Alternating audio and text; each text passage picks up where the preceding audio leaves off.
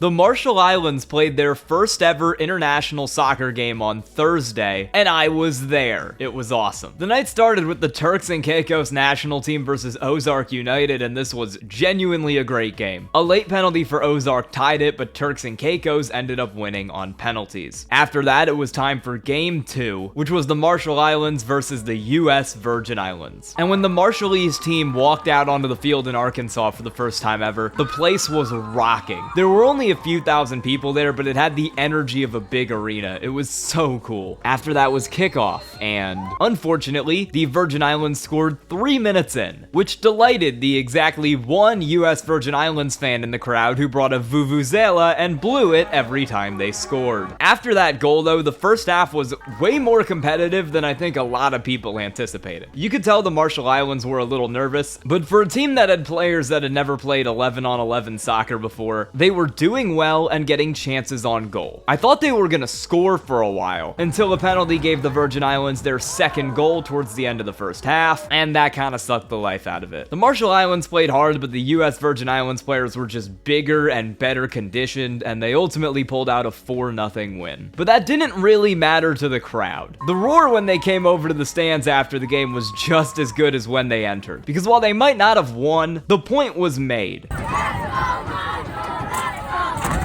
Plus, in their second game, they played close to Turks and Caicos and only lost 3-2. Not bad for a debut tournament.